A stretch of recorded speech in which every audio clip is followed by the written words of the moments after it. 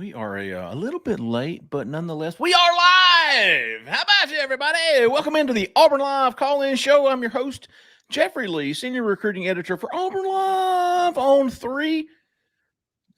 Today is February the 4th, Sunday. It's a Sunday, February the 4th, 2024. And we're obviously going to have a fantastic show for you because I've got two of the most intelligent, high and tight, son. Give me the Jhead at the barber shop. Mr. Jhead, Mr. Cole Pinkston. How about you, fellas? How about you, big dog? I'm speaking for the both of us. Cole's a little bit, he's being a me.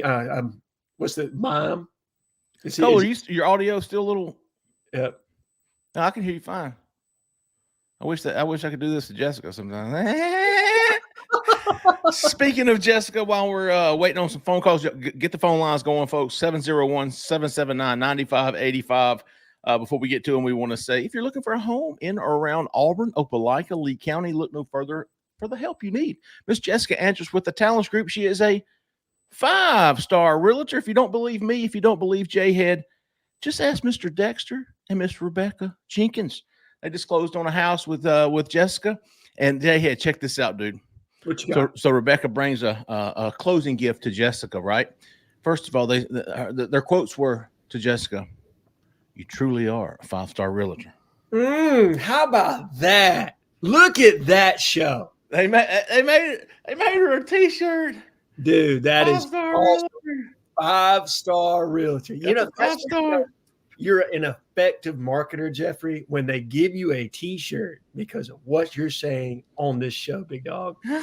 And then she made me one too, a 5-star koozie.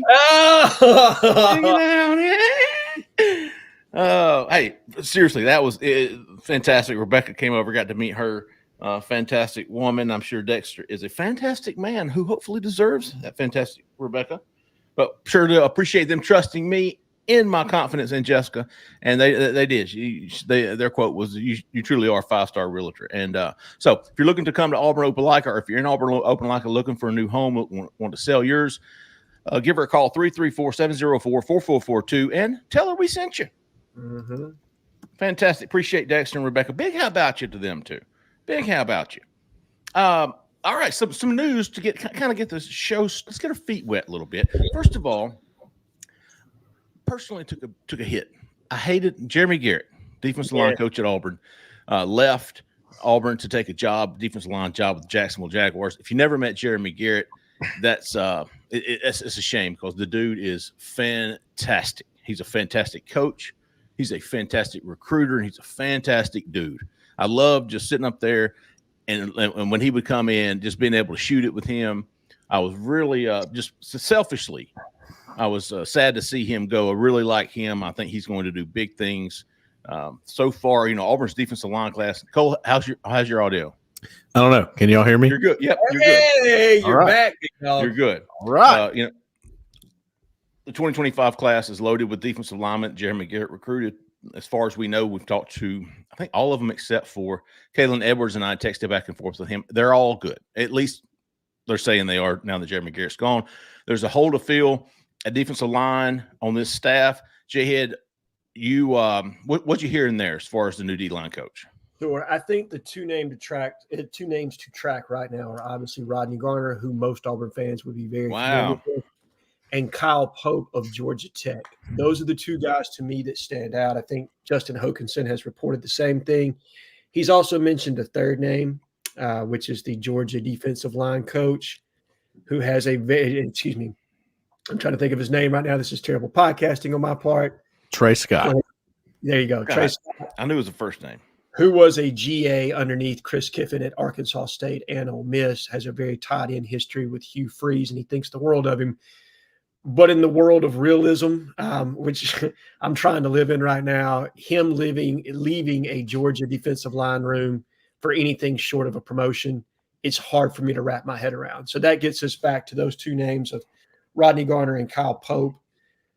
I don't think I really need to go into much detail as far as what Rodney Garner brings to the table. He's got a resume that not many guys have as far as number of prospects put in the NFL, the top-tier defensive lines that he's coached, and what the impact he's made in the SEC. Kyle Pope is a younger guy. cut his teeth at Alabama, G8 underneath Nick Saban, and a handful of defensive line coaches there, one of which is in the NFL now. He went on to coach at Liberty and coach linebackers underneath Hugh Freeze, and then was at Memphis for 4 years as the defensive line coach there and run game coordinator. Really well thought of young man. He just took a promotion at Georgia Tech. But he's a guy, I spoke to some high school coaches. They just raved about this guy, the way he runs his room, the way he recruits, the energy. Gives you the kind of vibe of what Rodney Garner was 25 years ago before he took the UGA job the first time. So you have guys that are in a little bit different parts of their career. Rodney's more on the back end. This young man is more on the front end. I think there are pluses to both, but I would love to hear y'all's opinion on maybe the direction that Auburn should potentially turn. Cole, check that audio, big dog, and jump in here. Yeah. Obviously, Rodney Garner, man, you know what he's going to bring. You know what you're getting with him, and it's good. It's good. I like looking at who guys have landed, who coaches have landed in stars. I find it interesting, though, even and it's no knock against anybody that they've landed, but you go back and look at Charles Kelly's resume, which is big. He's had a lot of 4 and 5 stars he's gotten. It's interesting to me that as deep as I am into it, there's some names on there I don't even know. Sure. They're for 4 and 5 stars, and that's just how it goes. The bigger thing to me is who did they put in the league? Who made it under this guy? And I don't know if there's a better one as far as defensive line goes that I know of than Rodney. Rodney Garner's that guy. So he's a guy that played for Auburn, another one like that. You just lost 2 guys that played for Auburn in Zach Etheridge and Cadillac Williams. And if that's important to you, you added Charles Kelly, who is an Auburn guy, and then Rodney Garner would sort of shore that up, would he not? But in a more veteran way, those 2. Definitely in a more of a vet way, and a guy that's got major SEC experience. My only concern with Rodney is, what is his drive on the recruiting trail? Is it still where it was 5 years ago? And the only person that can answer that is Hugh Freeze when he sits down with a conversation with Rodney and sees how much gas he's got left in the tank. Right.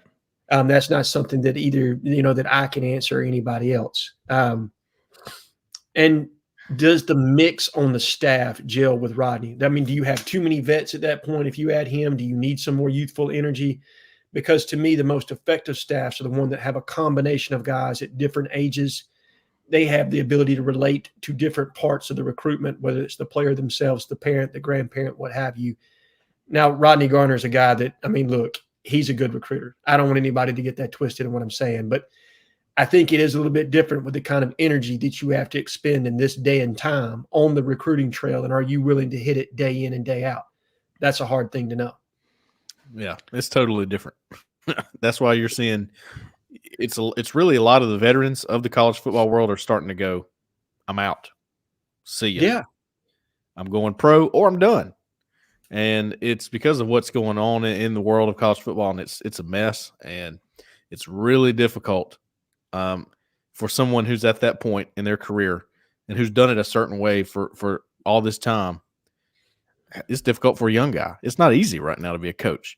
You get blamed when you lose somebody, and you may not have been in control of the money that you were able to give to them. It's crazy, man. It's crazy where we're at right now. Well, But it's more of a young guy's game right now as far as recruiting. And if you're an older veteran guy who's always been good at recruiting, it's going to be different now. That's something you look at right now. Rodney, even 10 years ago, Rodney wasn't. So this staff is beating the bushes, on the road. They're recruiting lights out as far as effort goes, and we're seeing results. I don't see Rodney coming back and wanting to do that. He's probably not doing that at Tennessee. He didn't do that before. He was more of a defensive coordinator type role when it comes to recruiting. Like, he knew his own style. He wasn't going to be beating on the doors at all times. He had his way of doing things. Obviously, it worked. We're seeing Derek Brown now in the Pro Bowl. That was a huge coup for Auburn to pull him away from Georgia back in the day. So, and his evaluations have been pretty spot on. You can't go back and look at the guys that he signed and find many busts. So I think the difference between those two guys would be an up and coming hungry guy who's ready to beat the recruiting path, and be gone for, weekends and nights and sometimes weeks on the road recruiting. I don't see Rodney Garner, and this is just my opinion. I might be completely off here, but I just don't see him wanting to be there. He's not that at the stage of his life and his career that, like you said, they don't want to be doing this. I don't blame them. It's tough, man. Man, recruiting is the hard part. Coaching must be easy now. That's the easy part of the job. Hey, if you can ever get to that point, like, right? See, and that's where I think Rodney is. He's gotten to that point. But the thing about now is that you've got so many other staffers the support staff that can help. We've seen Vontrell King Williams step into a major recruiting role. We saw Trevon Reed do it. So we've seen these off the field staffers step up into these recruiting roles and kind of fill the void left by some of these coaches who are doing other things or want to spend their time watching film, evaluating talent, whatever it is that they want to do. So I think it could work. I just don't think you're going to see, you're not going to see Rodney Garner out there pacing along Josh Aldridge and those guys, and what Jeremy Garrett was able to do too. That's probably true. But while things have changed, what hasn't changed is the guys that Rodney Garner knows it takes to be good, especially at Auburn. He knows how it works at Auburn as well as anyone, and he knows the guys that you have to take, and he understands. Hey, this is the Derek Brown guy that I have to have. This is the Marlon Davidson that I have to have for this to work. So I know that, and it is true with him. If he were the guy, you don't have to worry so much about the type of guy they're bringing in. He knows what it takes. Right. He's never questioned that. He's always been good at it, no matter what. I don't care what the stars say. He's been good at that part. He's brought in underrated guys and turned them into, draft picks. And credit to it was brought to my attention by I wrote a story on Amaris Williams, who was, late addition for Auburn. 4-star, high 4-star, even a 5-star with one site. Talked to his coach, who told me a lot of things about how he was recruited at Auburn, and he was on the official visit with him. One of the things with Jeremy Garrett, and I think he needs some credit, was he goes, dude, Marcus Harris had 2 sacks before Jeremy Garrett got there. He was a 7-sack interior defensive lineman last year. And he just went off in the Pro Bowl. I don't know if y'all caught that too. So I think Jeremy Garrett leaves a good foundation with the guys you have right now. Now, I've been on record. You got to get some more guys. And that wasn't a Jeremy Garrett problem. It's just where you're at when you took over the program. That's an Auburn problem, yeah. So that's why this is such a big topic for people right now. It couldn't have been, and it's not Jeremy Garrett's fault, because he took an opportunity that he wanted, and he moved up by doing it, going to the pros. But Auburn's got an excellent looking defensive line class for 25, and now you're worried about that. And they got to have more help on the D line, and that's the part where you look at it and go, now if that doesn't get better, Auburn's not going to get better, and it's immediate. It's an emergency type thing. We got to get it done right now. Code red. You're very uncomfortable not having a defensive line coach at this point right now. Got to get that done.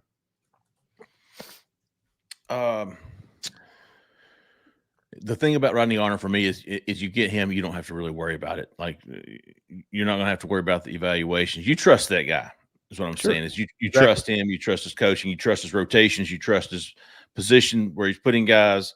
And that's the one good thing about Rodney Garner. All right, let's get to the phone lines, see what some folks want to talk about, maybe wants answered. Hey, Cole. Yeah. I think it's about that time of year we can get back into the PWO. Yeah, POW. I don't know if this will be the POW or whatever, but PWO, prefer walk on. I was curious. I don't know if y'all get into this like I do, but what is your favorite ever Super Bowl halftime show? I'm curious. Mine, this is no shock to anybody that's at the corner, it was Creed, baby. That was the best show ever, dude. I love it. I go back and watch it all the time. Also like Bruno Mars and Red Hot Chili Peppers. Thought that one was awesome. So if anybody's got, I'd have to look back at some. Yeah, because I'm not a big halftime guy anyway, so I really don't pay that much attention. Yeah, but I mean, the Red Hot Chili Peppers kind of stick out. Like, I think That was a good one.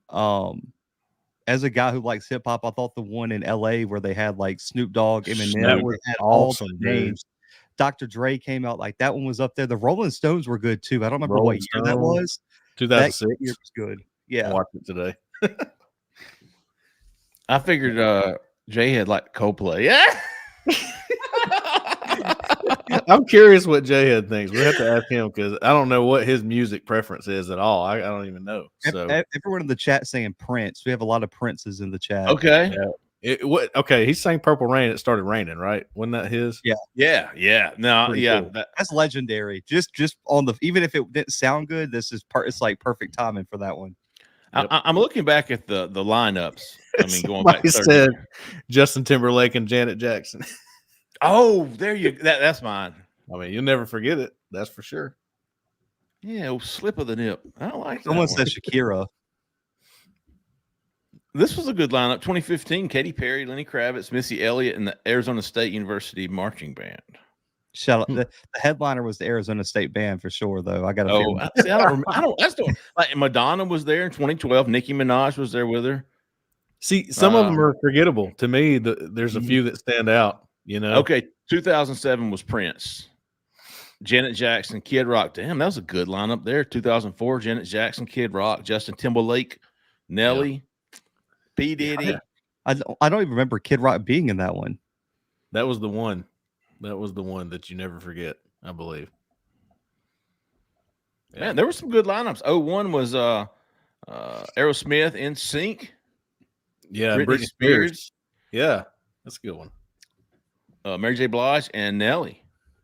So there's been some really good. That doesn't have to be the question, Jeffrey. I was watching them. Tangent of the night. We'll call that the tangent of the night. Yeah, I was watching them today, and I was like, man, there were some good ones. Bruno Mars was probably the one that stands out to me. Hey, let me ask you this then: what do you clean your ears with? What do you clean out your ears with? You use a Q-tip? Yeah. Honestly, no. This is I don't like the Q-tip. Not a fan of the Q-tip. I'll take a napkin and roll it up and just kind of. How often do you do that? Pretty good bit, actually. A pretty good bit because I don't like it. I can feel, when it needs it, and I'll get a napkin. I get a Q-tip every night after the shower and go around the outside. Then I'll go in the middle just a little bit and just spin it a little bit and see what comes out. Hey, peroxide too on it is that's the move. I was gonna say a little bit of peroxide on it. If you've ever gotten water in your ears, do you pour peroxide in it and then let it run out? Is that something only my mom did to me, or is that like a thing? That's the thing. Okay. Jhead, what do you use to clean out your ears? Q-tips. For the win, son. Q-tips is the thing.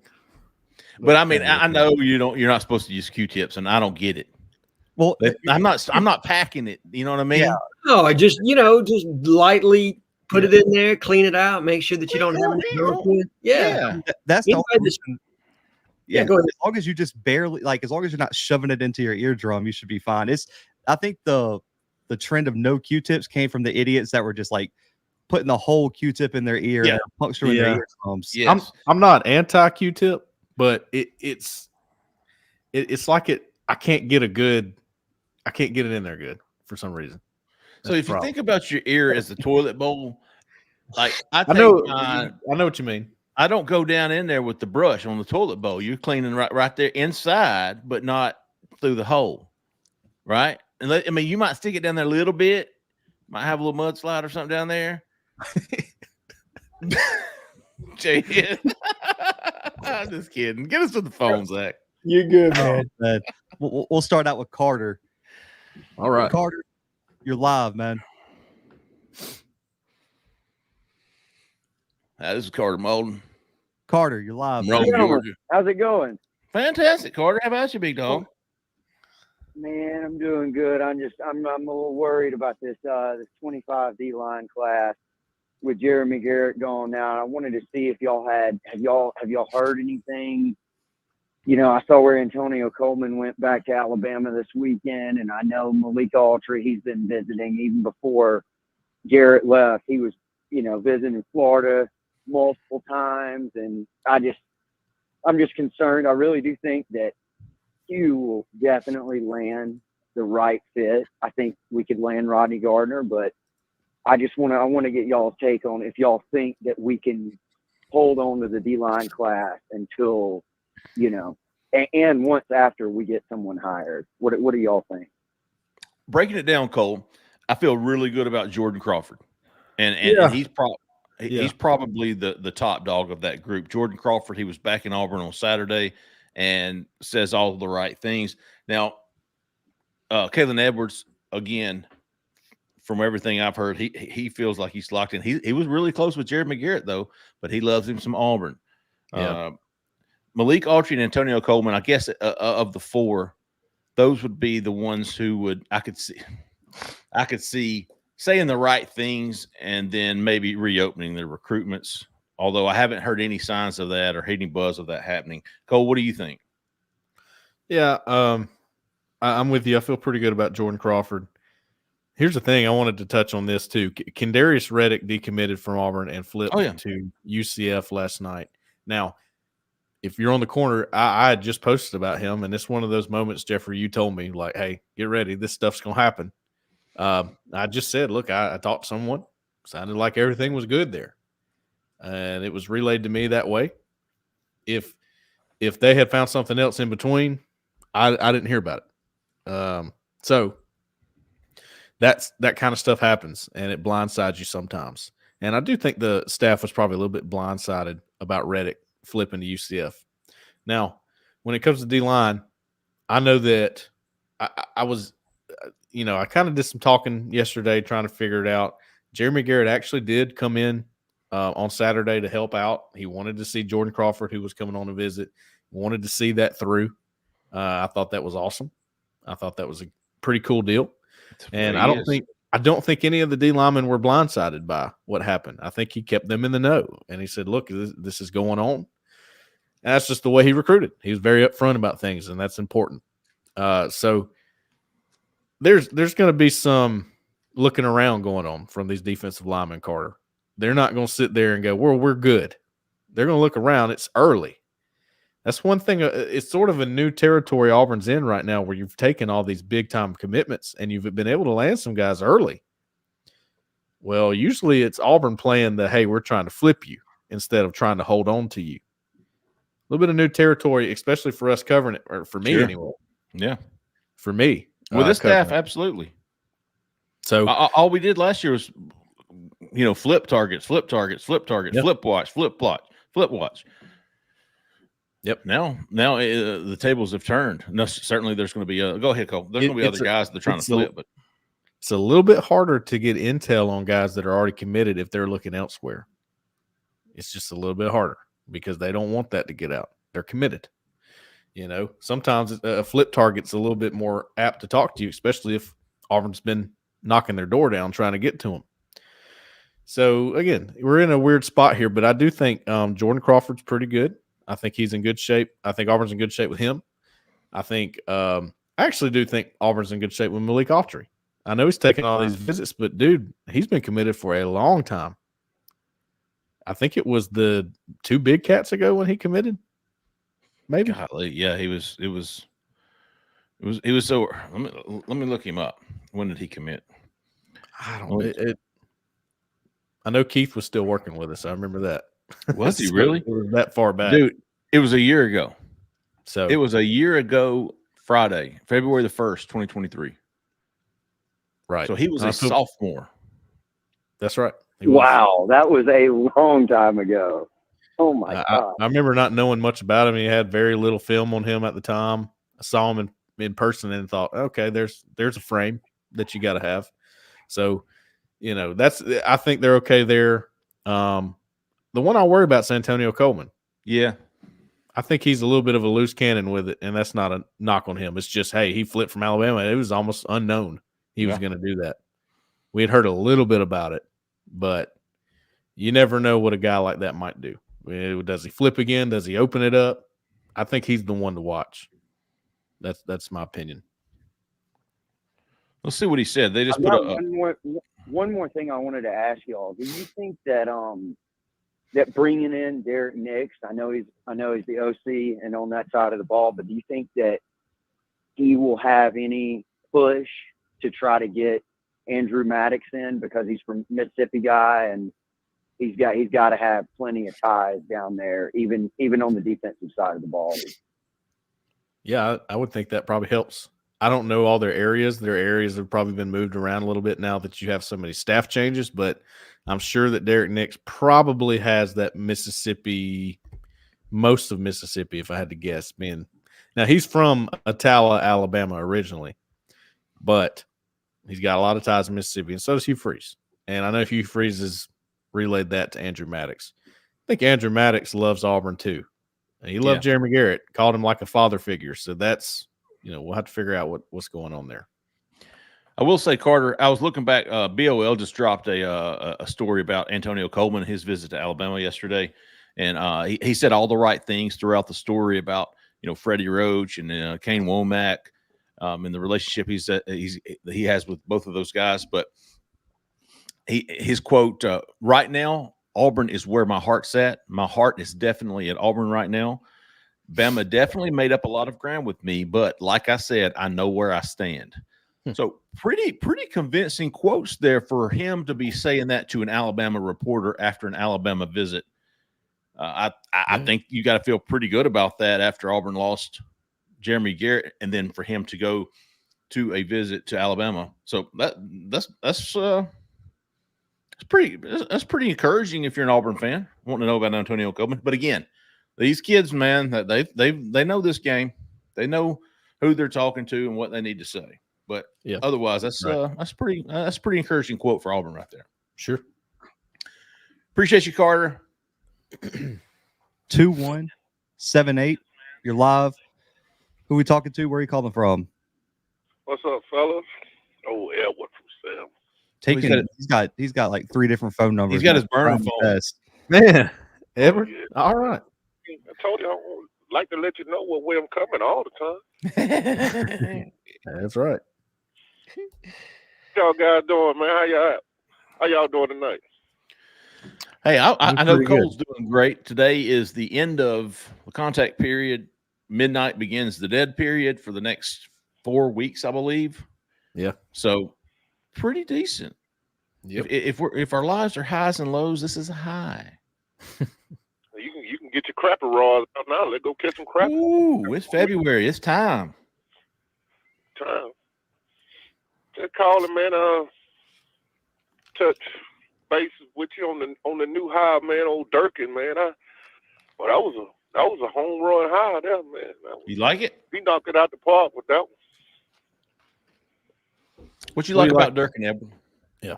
What I like about Durkin, his flexibility. See, you get a lot of defensive coordinator. They are who they are. They 4-3 guys. They 4-2-5 guys. They 3-4 guys. But what I like about Durkin, and I agree with Cole, what I need more than anything, I need a nose guard. I need me a nose guard and maybe one more defensive tackle. I'm kind of okay at the defensive tackle, but I need one more for depth. But I need a true nose guard, a true plugger. Because regardless of what defense you run, pretty much, that's going to be a necessity, honestly. Right. But I like his versatility. I like the fact that he can come in and create a scheme around what we have on the roster instead of, coming in, this is my scheme, but I don't have the guys to run my scheme, versus somebody who can come in and find ways to get the best players on the field, and I believe he can do that. I hope he on the phone with Coach Rodney Garner right now. Get Rodney Garner, coaching these defensive linemen. Quite sure whoever he going to bring in, be good defensive line coaches, but a lot like the question I asked y'all with Crime a few months ago, about a month ago, about I really wanted Crime to work with my young cornerbacks. And that I think that had a big role in, Hugh never wanted to lead no way, but Hugh brought him back and put him back on the field. I got some young secondary players, cornerbacks especially. I'm gonna be inexperienced. Nobody in the country I'd rather have coaching my young cornerback than Crime. I feel the same way about Rodney Garner. I need Rodney Garner coaching this young defensive line. You got guys like Malik Blockton, TJ Lindsey. Man, these guys gonna be counted on to play this year. You know, these guys gonna play this year. You got your Bobby Travis, you got your Darren Reed. You got some young guys. There's some talent in that room. Yeah. I think Garner can get, if it's in him, I think Coach G can get it out of him. And, you know, my boy Keldrick Faulk, I don't want to see him gain another pound. I don't want to see him gain another pound because I don't need him inside. Unless it's third, 7+. Get him matched up on a guard pass rusher. To me, he's the whole key to this defense. Keldrick Faulk got to take a monster step forward and become that dominant force we all thought he would be when he was recruited. I love him at that strong side defensive end. I don't necessarily have to play him inside to get him match up, man. I can twist, I can stunt. There's certain things I can do to get him on the matchup that I want him on, but I don't want to see him go inside unless it's pass rushing situation because I don't want him to end up to being a Byron Coward. That's what we did with Byron Coward. Tried him out at the edge, had him playing a little defensive line, tried to kick him inside. You know, I think Keldrick really needs to work on his body to stay close to that 270, 275, where he can stay on that edge. Yeah. I think he can become a monster, man. He the key to that whole front. If he can step up and do what he capable of doing at that strong defensive end, that'll make things a lot better. I got McLeod on the outside, paired with a Waller or Phillips, young guys. Man, I got some guys that going to be able to play on the inside. But I love to have me a true nose guard to keep Keys and Asante clean at that middle linebacker position. I need them clean. I need a true nose. I like Jason Jones. Jason Jones is a good guy. He's a great dude. I like him. But I just don't see that nose guard. You got to be nasty, man. I don't see the nastiness, the physicality. I need a nasty nose guard that just don't give a damn about nothing. That you got to have a different mentality to have. You got two grown SEC athletes throwing you around or trying to throw you around every play. You got to be a different breed to play that position, man. That's the hardest position on the field by far to play is that nose tackle position. You got to be a man, you know. And I ain't seen that. But, little T.J. Jackson, Josh Thompson. Yeah, you got to be nasty, man. You got to be nasty at that nose tackle. That's right. So you got two guys that they're trying to throw you out of the play every play. So give me a dog in the middle of that nose guard. My defense sucks.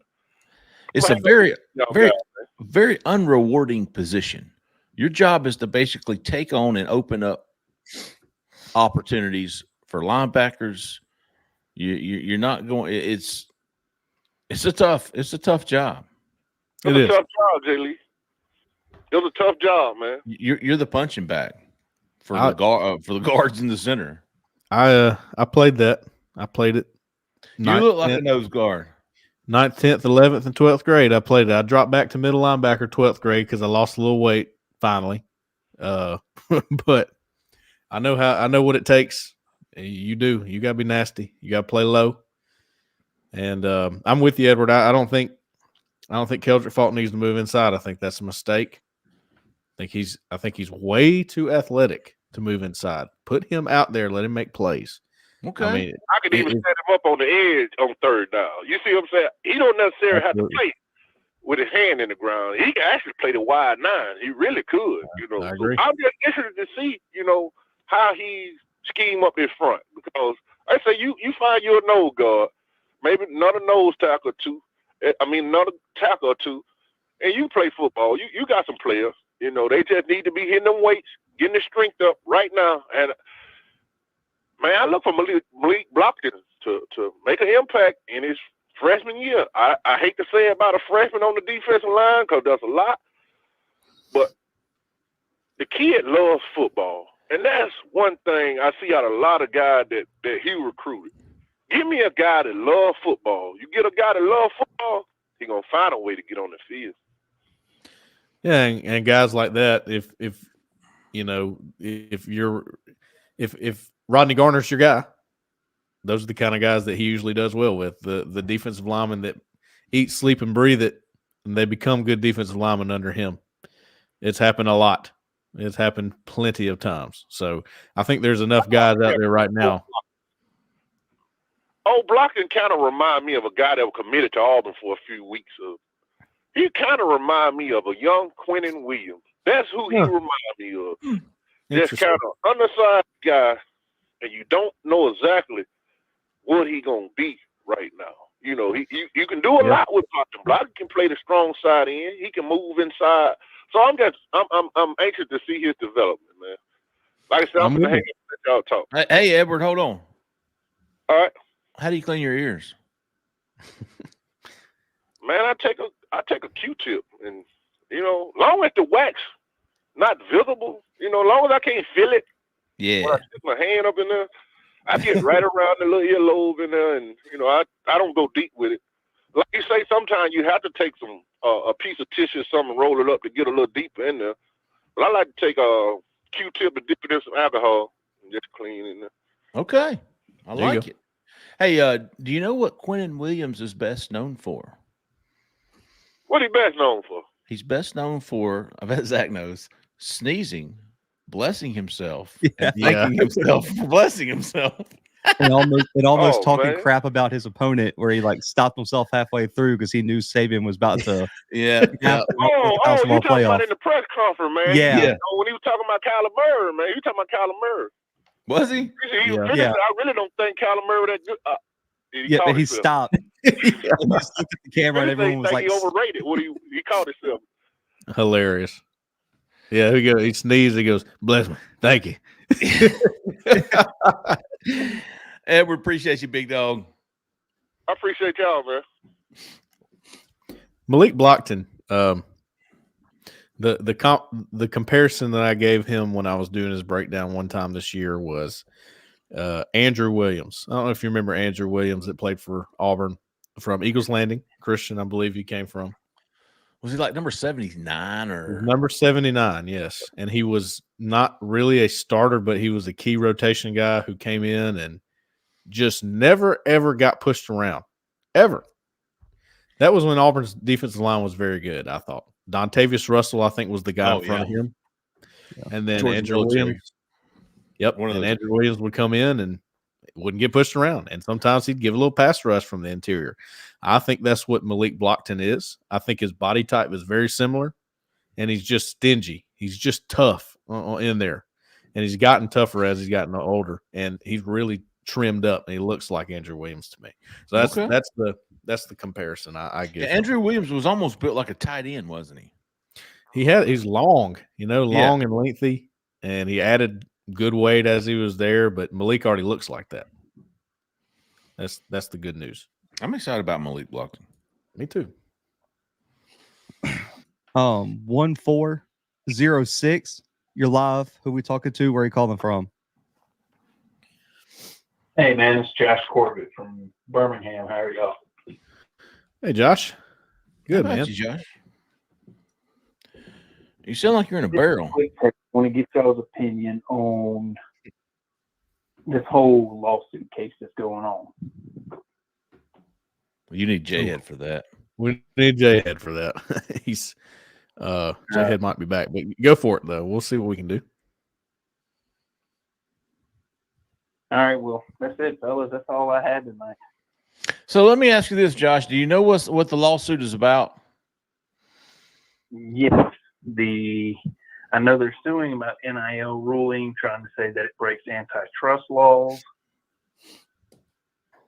And basically, they've filed for a TRO to suspend all NIL rules. I'm not smart enough. I paid very little attention to it because I know my mind's not built for that kind of information. I think part of I wish Jhead comes back. Josh, I tell you what we're going to do to save ourselves from looking any dumber than we already do. We're going to wait for Jhead because he will talk. And when he comes back, if he's able to come back, he's dealing with some things right now off the air. I'll say this real quick. We will leave that for Jhead, but it's Tennessee's kind of fighting back with it a little bit because it's like, hey, everybody does this, right? This is not right. Okay, so it's discussing NIL, right? They want the coaching, the in-house, be able to discuss NIL with these kids because these kids can only, as of right now, they can't talk about it with the coaches. Right. Of course, again, you leave an official visit, you know where you stand. The NCAA is trying to put out a house fire with a squirt gun. That's what that is. Good luck. And they make a good point. It's like they're going for a job interview, but they can't discuss how much the salary is going to be. And so the NCAA, according to their rules, you've got to make a decision on whether or not you want to go to that job. Yeah. Without knowing what your salary is going to be. Yeah. So I think Tennessee, Virginia are the two schools in this suit. But Zach, do you know anything more that you could provide? I don't schools. It's the states themselves that are suing. Right. The state of Tennessee and the state of Virginia. Okay. Yeah, it's pretty much just like the NCAA doesn't have any right to put restrictions on what schools can compensate athletes. And the NCAA is arguing that they can because if you didn't have any guardrails, then it would just cause chaos. And there's like a whole back and forth that the NCAA is like, if we allow this, we have no control. But the state of Virginia and Tennessee are like, you can't tell us that in an open market that we can only offer X amount or anything like that. Well, yeah, what they're saying is that these kids can't talk NIL money until they sign their national letter of intent.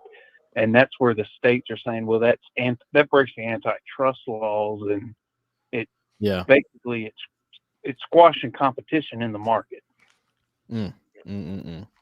Yeah, this is just the beginning, man.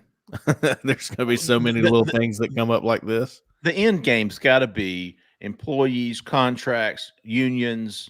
It's going to be that. There's no other way around it. Yeah, I mean, they're going to have to get the government involved and all that eventually. That's just the way. That's what you've opened up. I know he will not be around in 5 years. I know he's hated here, but Lane Kiffin had the best quote on this. I don't remember what the question was, but it was something along the lines of, how do you discuss NIL deals or something like this? This is when it was first coming out. When it's not legal, basically, to do that. And he said, so, okay, a guy goes to, and I'm just using examples, Auburn, Alabama, goes to Georgia and talks about NIL. He comes here and tells us what they're offering, and then I'm supposed to go, cool. Yeah, right. Good to know. Hey, thanks. No, he's going to talk about it. That's how that goes. Yeah. And I think that's where eventually all of this is going to head is with collective bargaining agreements. You're going to get these kids to sign 3-4 year deals out of high school.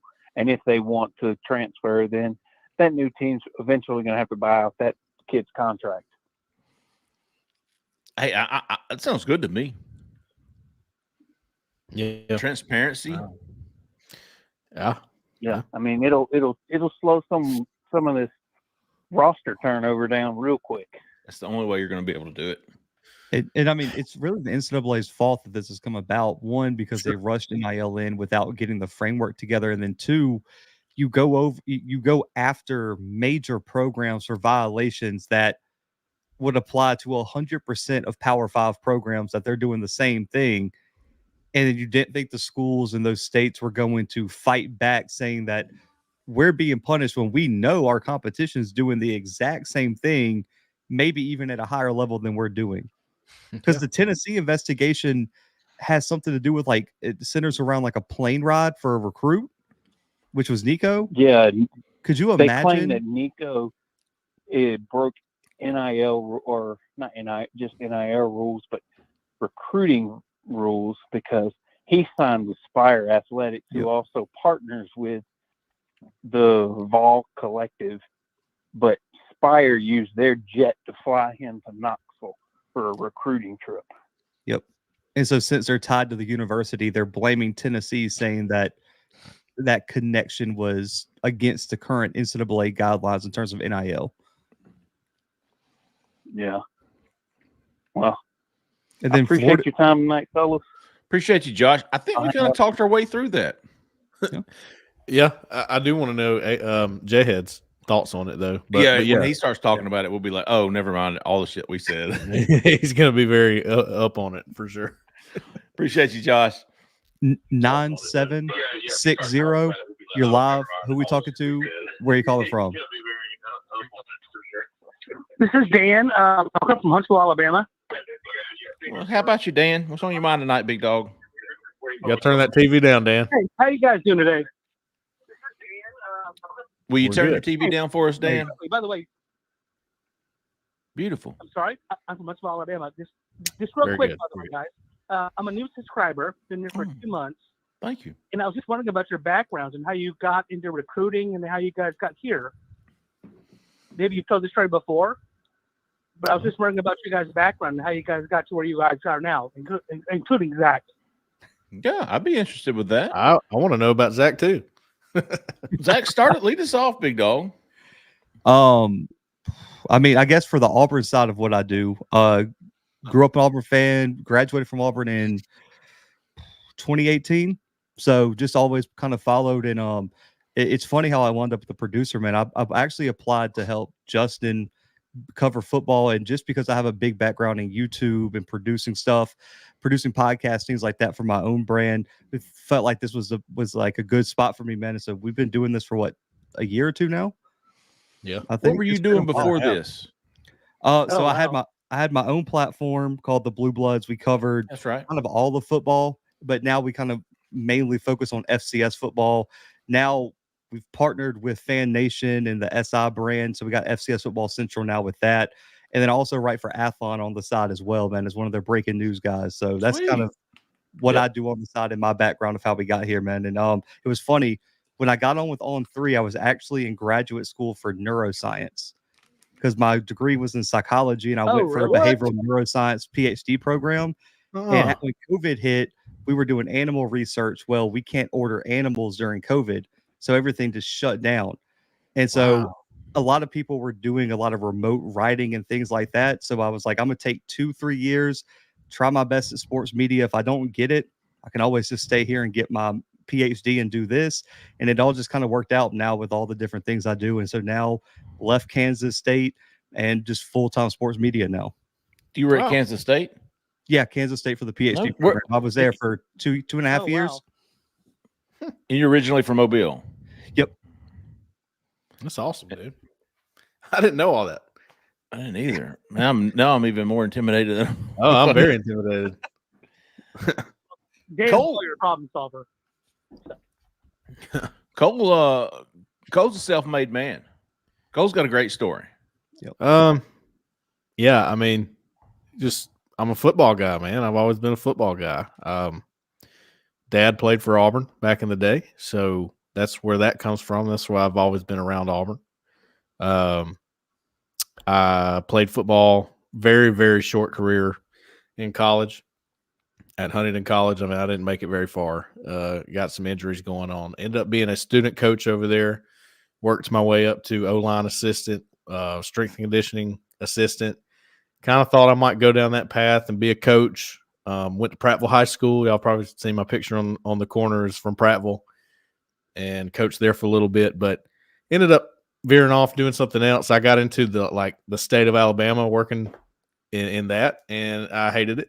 So my hobby was Auburn football and recruiting, and I started doing that on Twitter, doing it on a board, and it just snowballed, man. And then, I got it with On 3, and here we are. Yeah. Mine was more of a traditional way. Journalism school, was a sports writer for a weekly newspaper. And then I got my first promotional offer. Like I think it was Hickory, North Carolina. and I was making $24,000 a year in Roanoke, Alabama. Actually, What's that? I've been there actually. Hickory. Yeah. So they're I don't know if they're semi-weekly paper, but the promotion was to 30,000, and I thought, you're crazy as hell. Like if this is if I'm going to make $30,000 a year, and this was back in 2000, I'm going to do it teaching school where I'm going to have 3 months of summer, right? And so I was like, no, I'm not going to Hickory, North Carolina. I went back to Auburn. I had my BA in journalism, and I was going to get my 5th year degree in English. So I was going to teach. And while I was there, I had discovered auburnsports.com, the rival site.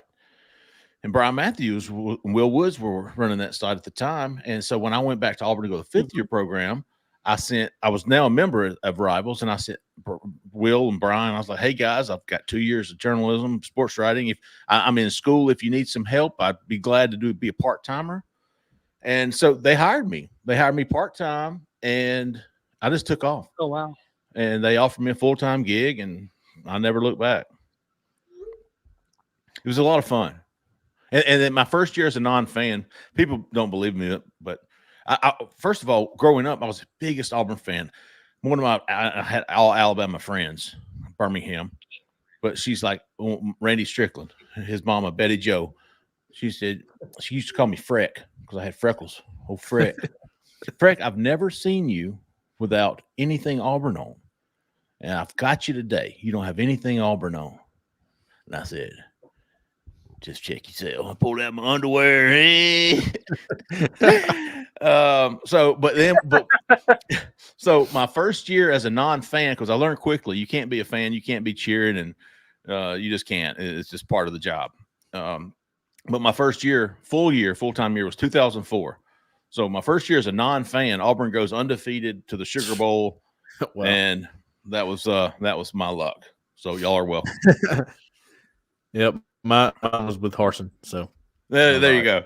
But I've had a fantastic, a lot of fun. Got to go to New York and Cam Newton and Pasadena I went to the Grand Canyon on my way to where was Fiesta Bowl? Yeah, it was in Arizona. The Cardinals. Arizona, yeah. Glendale, I think. Yes, made a road trip out of that. So been doing it ever since. So good stuff, Dan. Well, I appreciate you guys taking my call. I appreciate you guys. Hey, thanks for being a subscriber, man. We appreciate you. Awesome. Appreciate it. Let's see. 99223. You're live. Who we talking to? Where are you calling from? Hey, fellas, what's going on? What's How up? about you? Hello? Hello. Hey.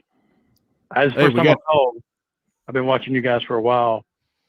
What's your name? What's your handle? Well, I let my subscription lapse. I was on there, but cut him off. Subscription lapse. My name's Mike. I'm from Dothan. What's up, Mike from Dothan? So last week I missed the show last Sunday, but I watched it Monday, and y'all were talking about true freshmen that came in and started at quarterbacks, right? Yeah. Yeah. So I think y'all missed. I think y'all left one out.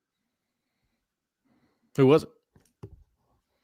The '98 season. I think Gabe Gross came in and started. Ooh. Wow. The last part of the season. 22. Gabe Gross. 1998. I believe you're right. Yeah. Okay. Gabe Gross, baseball player. I was watching it last week. I was thinking about it. I said, it seems like Gabe Gross was a true freshman when he came in, and I think he started the last 4 or 5 games of the year. Boy, I would have never gotten that. Now associate head coach of the baseball team. Yeah. Yeah. He was a good baseball player. He was Yeah. Let me do some digging on that, because I think you're right. He was 22. I remember him having that double deuce. Yeah, he's 22. He came in the second quarter of the Tennessee game and almost led us back to beating Tennessee, but they were just a little bit better than us that day. But Mike, do you remember where Gabe went to high school? I remember he ended up starting the last 4 or 5 games because he's from Dothan also. That's why. Oh, is that where he's from? Yeah, he played at Northview High School. Northview. Okay. It slipped my mind that he played football. Honestly, totally slipped my mind. Yeah, his first year. Then I think the next year when Tuberville he started the first or second game, and then Leard came back and took over, and of course he just never he started from then on out. And I think he ended up just quitting and focused on baseball. I think that's what happened. Yeah, he did. I don't know, I could be wrong. No, you're right. He didn't play football his entire career at Auburn. No, because he played 98, No, he 99, right? Oh, that sounds right. 98, and then part of 99. Yeah, he did. He started as a true freshman in 1998. Wow. Yeah. Yeah, I think he started like the Iron Bowl that year too. So, Good stuff. Anyway, Mike. I just wanted to call in. I always watch these shows every Sunday night, and I was like, you know what, I'm gonna call in. They haven't really mentioned that, so I thought I'd call in and talk to you guys. Auburn was ravaged by injuries that season, 1998, and he had to quarterback the team as a true freshman. Yeah, because Ben Leard got hurt, right? Because Ben was starting quarterback that year. I can't remember what happened to Leard that year. Auburn didn't have a good passing year. We had 19 interceptions and 11 touchdowns through the air that year. Yikes! And both starting quarterbacks completed less than 50% of their passes. That was the year that Bowden left in the middle of the year. Yeah, because we went 3-8 that year. 3-8. Yep. Wow. Yep. 3-8. That was bad. Yeah, Ben went down, and then he almost pulled off an upset. Tennessee losing 17-9. The following season, new coach Tommy Tuberville wasn't thrilled with how baseball was interfering with Gross's ability to attend spring football workouts, and so he benched Gross midway through the '99 season. And Gabe said, "I'm done." Wow, interesting. Then he made him a #1 draft pick in 2001 Toronto Blue Jays. And I don't know why I want to associate Gabe with Mountain Brook. Was he the coach at Mountain Brook before Butch got him to Auburn? I don't know. I bet somebody in the chat knows that. Either way, good stuff. Good stuff, Mike. Very good stuff. Gabe Gross, 1998. Right, I appreciate it. Yes, sir. Appreciate you, Mike. Yeah, that was a good one. Man, yeah. The three wins that year, they beat Ole Miss, Louisiana Tech, and UCF. Who was the head coach at Ole Miss? Oh yeah. Was it? It was Tube Steak. Yeah, sure. Because when Tuberville left, David Cutcliffe was the intern coach for the last game of the year. But you know, as Tubbs was in his pine box headed to Auburn. Yeah, I ain't leaving Ole Miss unless I'm in a pine box. And then that pine box arrived a little early. 8-8. Oh, my bad. I think this is Kevin. Kevin, you're live, man. Kevin from Wilmer, Alabama. Kevin, bring it on, Kevin. How about everybody who will play for Auburn next season? I like it, Kevin. How about everybody? He's not going to limit his discussion this year. It's a new year and a new Kevin. How about everybody, man? Everybody's in workouts. Winter workouts are taking place, which I've heard, a couple names, and just because you don't hear a name doesn't mean they're not doing well. It's just sometimes a guy surprises you a little bit. I think Seth Wilfred, man, Seth Wilfred. That's a name that I just keep on hearing. I keep hearing about Amaris Williams. I keep hearing about Cam Coleman. Obviously, he's just a different kind of athlete, Cam Coleman. Jalen Crawford. They think Jalen Crawford might be pretty good. Really? This is just, when it comes to winter workouts, it's where everybody's at in winter workouts is not a great indicator. Okay. This is the beginning. This is where you're learning. It is literally, you got the training wheels on right now. Some guys, though, we're in a really good program in high school, and they already know what it's about. That's just how it goes at the beginning. When everybody else catches up, then you start seeing who pulls away, who's the guy, who's not the guy, whatever. So those are just a couple names that we're hearing so far, Kevin. You still got a couple more guys that have not made it in yet, like Malcolm Simmons, Perry Thompson. I can't remember the other two. There's two more, though, that have not made it in. I will say I have heard really good things about Walker White. I've heard really good things about Cam Coleman. both of those guys and the wide receiver. Bryce Kane. Oh, yeah. I is should have a mentioned name. him. I heard. I probably really heard good his things. name the most. Probably heard him the most. Like, man, Bryce Kane. It was almost like Walker White, Cam Coleman, and please don't let me forget to tell you about Bryce Kane. Mm-hmm. Mm-hmm. So those are some names that we've heard. I tell you who dude, Rico Walker. We saw him Saturday. Yeah, and Micah Riley Ducker. Mm-hmm. Man, those are some big old boys. Yeah, they're huge. They are huge. Not to mention the 2 tight ends that you had in for recruiting visit. Oh, yeah. Ryan G, who's committed, and Hollis Davidson. Gosh, those guys are big, man. Big. Hollis Davidson probably around 6'5", 238, I think is what he told us he was. He is. He looks like a college boy right now. You think he's just a junior in high school. Yep. Yeah. Good looking. And I tell you who else I caught a glimpse of him walking in, Cole, but it was that kid from Riley, from Texas, McKinney, Texas, Riley. Oh, yeah. Pettyjohn. Yeah, he's got the look. Some guys just got the look, you know. I also like the kid from Parker, Timothy Merritt. Tim Merritt, yeah. I talked to him last year. He was just kind of up and coming at the time.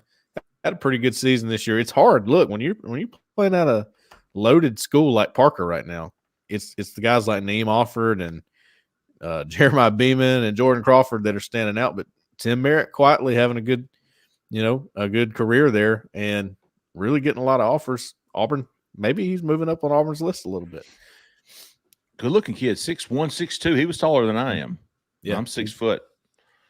Yep, big DB. Good looking kid, Kevin. So I like Kevin. He's keeping an eye on that freshman class, and everybody should be. Really, yes. I know I am. I'm excited about that 2024 class. I'm excited to see what those guys do. I think we're up to 28 for spring. 28. Let me see. Early enrollees. Yeah, 28. That's including the preferred walk-ons, Towns Magoo, Keaton McNutt, Dylan Gentry, and Cameron King. So that's 24 scholarship additions, 4 preferred walk-ons. And then, Kevin, just a reminder, summer enrollees, the guys who aren't here yet, DeAndre Carter, Malcolm Simmons, Perry Thompson, Amon Lane Gaines, J.R. Buckner, Cole Gamble was a new and Hunter Ousley. 2 of those 2 newest additions to the class as preferred walk-ons. To flip kind of Kevin's idea, because I know we just kind of asked generally about everyone. How many guys from this class do you guys expect to see significant playing time? I guess if you want a class, so I guess you could say guys who aren't going to redshirt. Okay. Playing 4 more games, like see significant time in conference play. Not even on special teams.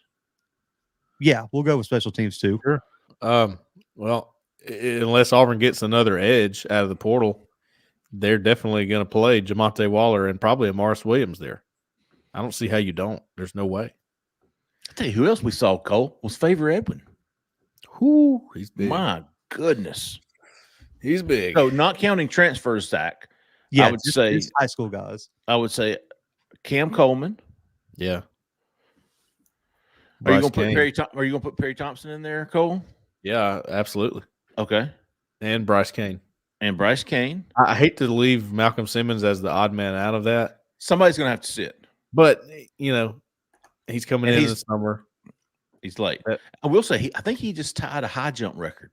I saw. By the way, we didn't mention him much. A recruit that was at Auburn is that you need to know is Andrew Purcell. He's a DB from Enterprise 2025 class. Okay. He, I think, won the high jump. Is that right? If I'm not mistaken. Or he was up there. He was in the top, whatever. But he visited Auburn this weekend. I don't know about an offer yet, but maybe. I feel like you might want to watch for that one. All right. I'm going to add his visit. Let's keep going. In-state, sometimes those in-state guys come in a little late.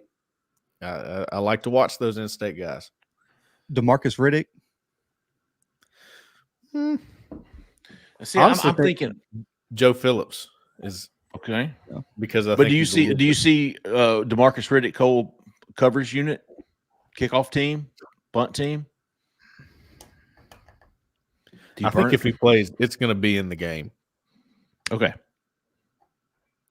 I Yeah, think I don't know if your maybe burn a your red kickoff shirt. coverage would probably be guys like Jalen Crawford, Laquan Robinson, Kinsley Faustin. maybe. Definitely Laquan Robinson. Hell, I'd have him probably starting at He's safety. probably Yeah. probably gonna start. TJ Lindsey on the inside. With how I think he lack can of play. depth we have on the interior. Seth Wilfred. Seth Wilfred. Now look, it's crazy to think that your offensive line, especially your tackles, are somewhat shored up right now. Percy Lewis. You think he's going to start at left tackle probably. Tall Miller at right tackle. You got TJ Johnson, who we continue to hear about, could probably make a push. I'm telling you right now, Seth Wilfred, don't be surprised if he makes a push somewhere. And I think, Cole, you talked about it last week or either on the recruiting show about subbing some of these guys in rotation. Did you talk about that on the offensive line? I almost think that's just how it is now. I just think that's how it is. That's not like the old days where you just have 5. That's it. Nobody else plays 5. Yeah, right. I'm seeing it everywhere. I mean, watching Percy Lewis's tape, he wasn't in on several series. They put another guy in at left tackle. I'm like, man, and he was playing well. It wasn't because he wasn't playing well. It's how they do it now for some reason. Zach, let me think. Of those 24 early enrollees, I think they've got a heads up. Of course, now Perry's in the summer guys. Maybe almost. No, this is including transfers too, so that's not fair. Yeah. So you've got There's 21 total commits, and how many of those are early guys? all but 1, 2, all but 3, four. 4. So 17. I would say half. At least, because most of the receivers are going to see action. Mm-hmm. Cole thinks most of the edges are going to see action. Both interior guys could see action because they have to, and then you might get an offensive lineman that finds a way to get into the 2 deep. Laquan Robinson. Yeah, he'll start, like you said. Yeah, probably several. We Kevin got always caller. All right, good stuff, Kevin. We appreciate you, big dog. 6925. You're live. Who we talking to? Where you calling from? 6925. You're live, man. Hey, guys. This is Jocko from Dothan. Hey, I'm not sure what you might have a little follow-up, but concerning Gabe Gross, I just want to let you know Lee Gross was his dad who played for Auburn back in the Pat Sutherland, Terry Beasley days and was very good. All SEC, might have been All-American. I think he was. He was very good. Went on to pros, played a while. And he also had a brother that went to TCU. Pat Sutherland was head coach out there at TCU at the time. And he offered Bo Gross, who was Gabe's older brother, a scholarship. He went out there, big kid, 6'5". He was tight end. And he wound up having knee and back injuries, I believe it was. But he was a very good athlete. The whole family was athletes. But I wanted to get in a little bit early, and I hate to interrupt. And somebody might have helped you guys out. But Lee Gross actually played for Lee out of Montgomery. Back in 68, 69 years, they were like tops in the state. Had like 21 one year, but 68 or 69, had 21 kids and either went to Alabama or Auburn. And they had a slew of them. Also went to Troy, went to Southern Mississippi, went all over the place. But they were loaded back in those days. Anyway, I just want to pass that along. Thank you guys for what you did. Sorry, got in late. Appreciate you, Jocko. I think that's what his name was. And that's what I heard. Yeah, I think so. So yeah, Lee played center. I think it was said he played center for Auburn, and in the NFL, Lee Gross. How about you, Lee Gross? Has anybody figured out why I want to associate Gabe Gross to Mountain Brook? I don't know. I don't know enough about Gabe Gross, honestly. I don't either. I tell you what, Josh. So we're not going to get Jhead back. We're going to put that on the docket for Tuesday night's recording of our recruiting show, and I'll definitely look more into it. I tell you what, one thing On3 does really well is cover the NIL Pete Nako's. I don't think it's Pete. It's actually Jesse Simonton does. Yeah. A lot of the NIL stuff. They've got. If y'all don't follow those On Three guys on Twitter, you should, because they're all over this NIL stuff. I believe we have an NIL page, homepage, Yeah. where you can go. That they do. It's the only site that I think, like, out of all the major recruiting sites, that has like an NIL dedicated like feed. Yeah, so you got the NIL for Josh. I know Josh Corbett. I know you're still listening. NIL homepage, where you got tabs for sports business, elite camps, NIL valuations, newsletters, events, dude. Everything you could want. It's complete for sure.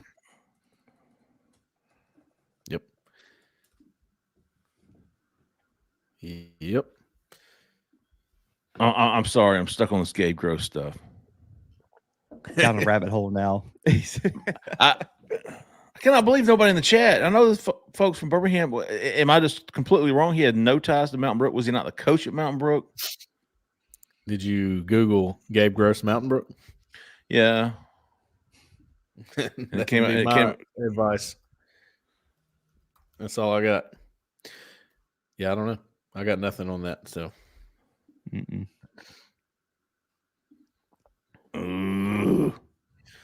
that Creed halftime show, though, guys. If you hadn't watched it, so here's the Malcolm Simmons stats. Someone put them in the chat. Man, both his high jump and long jump are crazy. Yeah, he's a unique athlete, man. I like Malcolm Simmons because of what he does after the catch, which is something that, you know, it's you just don't, you can't really coach it. You can't coach that part. It's just you either have it or you don't, and some guys do. Malcolm Simmons is one of them. He can make it happen. You know, when I went to see Malcolm Simmons this year for a game, he took a punt. He was the punter. He took a punt 77 yards to the house for a touchdown. I asked him after, was that a fake punt? He goes, no. That was not a fake punt. He just pulled it down. What were the numbers? Did you say them, Zach? Oh no. 1 second. A 6'10" and then a 23.3. What was his high jump? 6'10" and a half. Great day, dude. That's like Devin. What's the basketball player's name? Cambridge. Devin Cambridge. He could high jump over him. Wow, sounds really? like it. Man. Yeah, unless it was typed in wrong, but that's what it said in the chat. I mean, no, I mean that's crazy. He won. Or tied, right? Yeah. Unbelievable. Okay. All right. Well, I was hoping Jhead would come back, but no big deal if he doesn't. We'll touch on that NIL stuff for Josh and everybody else listening. On Tuesday, we'll be back Wednesday morning with a recruiting show. If you're not already, get signed up to Auburn Live on 3, and you can ask some questions there. We'll be doing questions from the corner. One more time for anybody looking for house. Auburn, Opelika, Lee County, Alabama. Oh, give her a call. Jessica Andrus. She is a 5-star realtor. There he is. Yeah, trust me on that. Give her a call, 334-704-4442. Tell her we sent you. Hey, we appreciate everybody. Carter got us started off. I think for the second week in a row, he's led off the show. So he's gotten in that groove. Carter, Big Dog Edward called in. Josh came in with the NIL. Dan from Huntsville. Mike from Dothan. Kevin from Wilmer. And Joko. Joko finished it off. So we'll be back Wednesday morning with the recruiting show. Obviously, we'll be back next week. Y'all stay tuned. If you haven't already, go lock on with Auburn Live on 3. $1 for 2 months for all you listeners. Use the promo code AU1, capital A, capital U, 1, and you'll get 2 months for $1. Just don't tell anybody. It's a secret between us. All right, that's going to do it. We'll check on Jhead, make sure he's ready to go Tuesday night. But for Cole, for Zach in the back who came to the front, I'm Jeffrey Lee. Man, y'all stay at that left lane. See ya.